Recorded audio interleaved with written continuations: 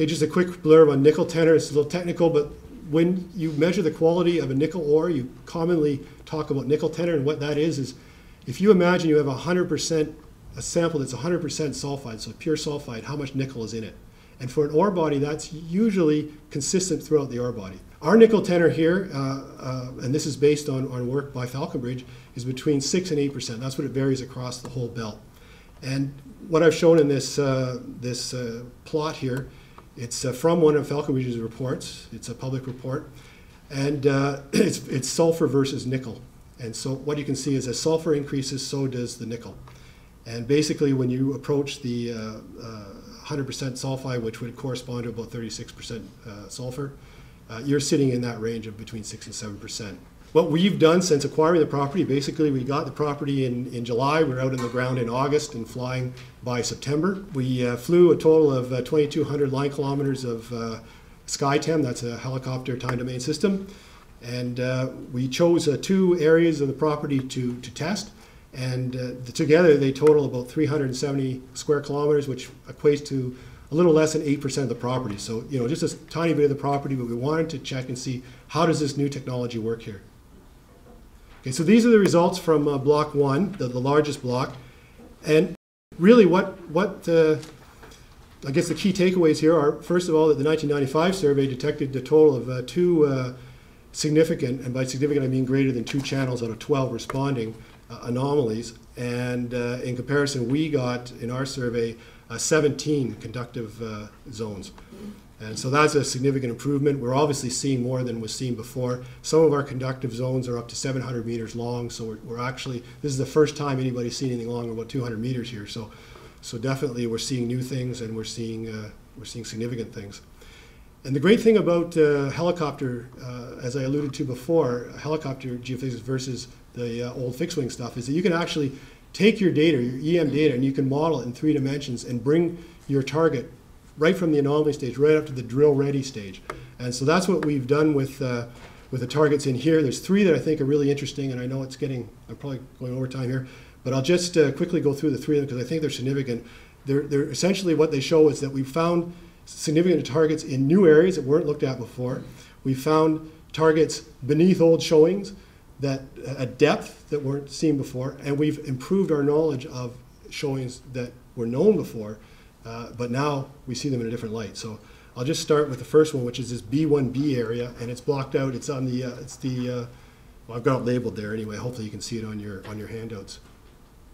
This is a view of it in 3 dimensions, and what I've tried to show here is we're looking from the south to the north, from above, so we're looking kind of down.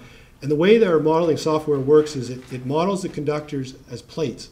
And it does this because it's the simplest thing mathematically to do.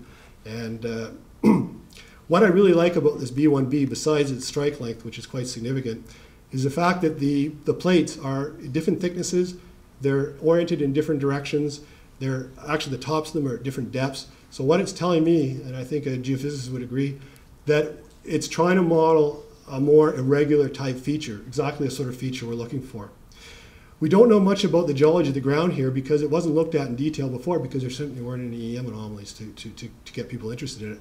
But the magnetics tell us that it appears to be a fairly large norite body there. The norites here have a very distinctive magnetic signature.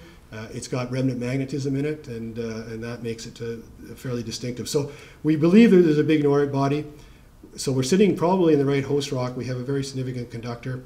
And if that turns out to be something interesting, then we've got lots more anomalies associated with that interpreted norite body.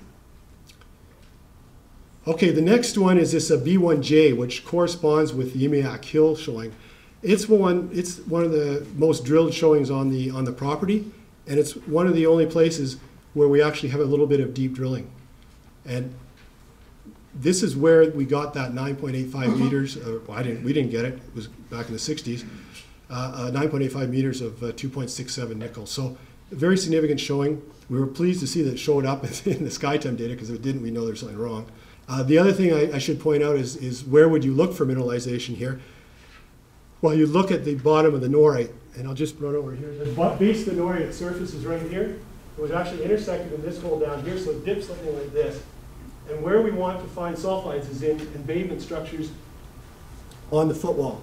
And you got to imagine things in 3D so that it could be anywhere along the footwall. But I think the key thing here is to get a couple drill holes in, perpendicular strike. That'll tell us what the thickness really is of this thing. It'll also allow us to bring our EM geophysics underneath that really conductive stuff at surface and explore the footwall. So this one's giving us new perspective on an old target. Okay, the final target I'm going to talk about is this B1L. It too is underneath it's an interesting target. It's in a norite body at a showing called Spotty Hill, which is just, I think, southwest of Imiak Hill. And it was drilled with these little winky drill holes, and I think the deepest one was about 60 meters. And we found in the SkyTEM a target sitting down about 160 meters below surface, so that's about 100 meters below previous drilling. And I think the previous drilling tells us nothing but good things about this thing. It tells us, first of all, it is in a norite because those holes all hit norite. Not only that, those holes hit disseminated mineralization, nickeliferous sulfides. All of them had anomalous amounts of sulfide, and probably nickel tenors were about the same as the rest of the camp there. So we know that nickel sulfide forming processes were active in this intrusion. And where would we look? We'd be looking closer to the base of the intrusion. And lo and behold, we have a conductor down there. It's modeled as a flat lying plate about 330 meters by about 100 meters.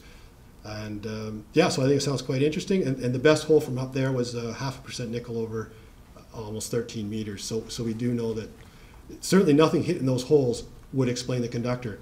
And the fellow who did the modeling, he made a note of the fact that he tried to bring that plate closer to surface because these guys always try to bring things as shallow as they can, and the software said no, it's got to be deeper. So it seems to definitely be a deeper response. So it's encouraging to see that the helicopter system can see deeper.